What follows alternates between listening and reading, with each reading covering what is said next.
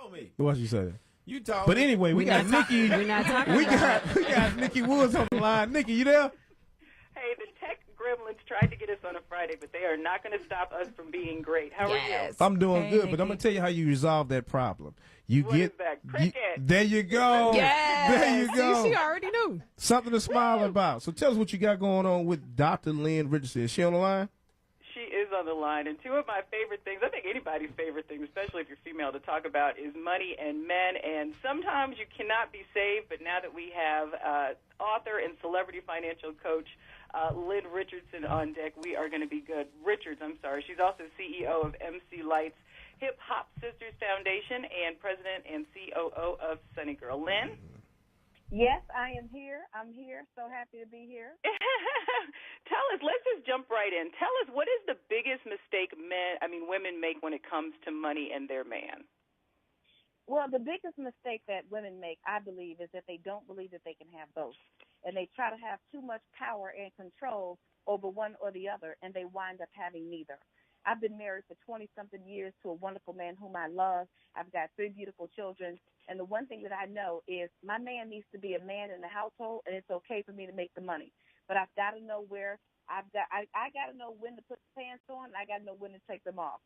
And it's so interesting because at our wealth experience 2 years ago, MC Lyte prayed for a yummy hubby. Yes, she did. We prayed for her yummy hubby, and she got married. She got it. Summer, and it was all good. But I really just think it comes down, Nikki, to letting go and letting God and doing our best and believing that we can have it all.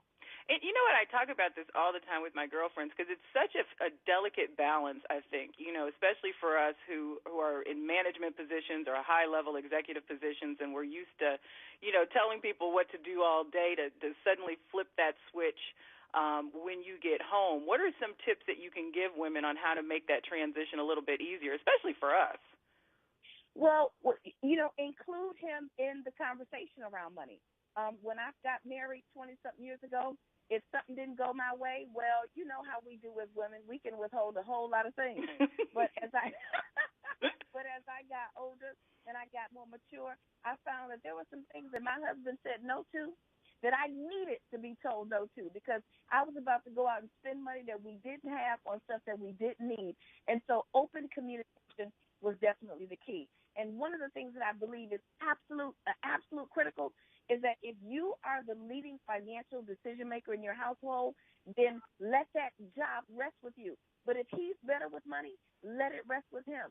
And so it comes down to open communication. It comes down to believing that we can have it, and it comes down to living below our means and not buying stuff that we cannot afford. Now, what if you are getting married later in life, and as a woman you already have it? So, like you make a substantial amount of money, or you already have a substantial amount of money, and you're getting married to someone, even if he does have a substantial amount. Do you believe that women should ask for a prenup? I absolutely think people should ask for a prenup. I absolutely think that women should ask for a prenup. And a lot of times people say, well, money really isn't the issue in the relationship. Well, if it isn't in the issue, then you should be okay with signing a prenup. I believe specifically when you come together later in life, what's yours and that you have acquired should still belong to you in the event of a dissolution, and the same thing for him. I still think that everybody should be open. I believe in joint bank accounts. I believe in everybody knowing what's happening. You're not going to have another life and a wife on the side on me, and the same thing for him. And it just comes down to being open and having open communication and knowing what to expect in the event that the relationship does not work out. Now, you and MC Lyte, you guys do some phenomenal conversations on YouTube around this subject. And one of them I was watching in preparation for this was talking about, if she makes more money than he does. I know that I've talked to a lot of women who are in the situation, and, they always say it's good, that they're fine with it, and then it's the man that has the issue when the woman makes more money. Has that been your experience in all of your, research for the book? Well, for me, my husband and I got together in our early 20s, and we were both broke. So it didn't matter. But what I also know is that happens to women sometimes, and as you grow, for the great majority of our marriage, I was the senior breadwinner. But because I gave him the respect as a man in the home, it did not matter. What happens with a lot of women now, that you're absolutely right, especially as African-American women, we are the single most largest educated group of people on the planet. African-American women have more degrees than any other race of people. And as it relates to that, we also have, in many cases, more income. And so if the man is uncomfortable with buying a steak at the nicest restaurant, or you buying your own steak at the nicest restaurant, then it could be a problem. And so one of the things that MC Lyte did, and many others do, is you've got to just kind of read the energy. And if he's uncomfortable with you spending your own money on the things that you like, then you know you have to take another look at the relationship. You don't need to try to figure it out. You don't need to pray to God. If he got a problem with you spending your own money, then you probably need to say next. And you should be able to tell that pretty early on in the dating process? Oh, absolutely. Absolutely. Absolutely. Because here's the deal. I'm not going to eat hot dogs just because that's all you can afford. Now, I'm not talking about you because that's all you can afford, but I'm not expecting to stay in this space.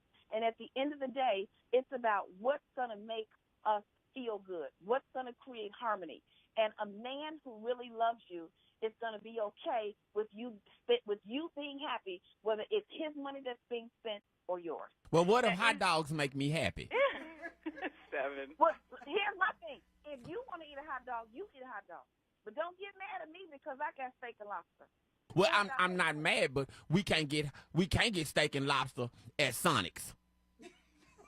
And I like these hot dogs. I think you just proved Dr. Richardson's point. You just cleared everything up for us.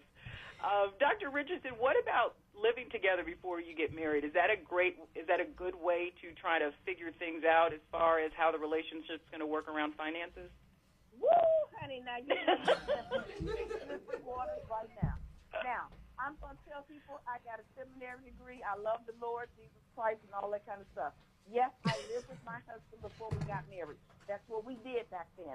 And I remember his grandmother had an issue with it. But I told his grandmother, listen, you can't talk to me because you got 7 kids by 6 different men. Now, I'm not talking about nobody. I'm not talking about nobody. I'm just saying what I'm saying. Yeah. And what I believe is it's a decision that every individual has to make for themselves. I say talk to God, feel out how you feel about this scenario. I do not believe in shacking forever. I do not believe in living with somebody for 14, 15, 5, 7, 10 years. Nobody knows when we're going to get married. But if you decide we want to be together and we're going to live this life together, and you decide we're going to cut out extra rent, 2 light bills, 2 phone, 2 gas bills, and so on and so forth, and we're going to save our money and come together and the wedding date is in sight, then I'm going to say there's nothing particularly wrong with that. There's nothing particularly wrong with that. I'm not going to be the one to lay down the hammer and say it's absolutely positively 100% wrong. You're just not going to get that from me. So what about background checks and credit checks? Is that going too far? Oh, no, honey, let me tell you something. So, we kind of joke about it a little bit, but, honey, we put MC Lyte's husband through the ringer, honey, the FBI, the whole 9 yards. We did background checks, this, that, and the other. And it's not just because she was MC Lyte. We are living in an age where communication and information has run rampant. People are meeting folks online, cyberbullying is happening, and so forth. So if you are a young lady, let me tell you, I put my people through Grandma B.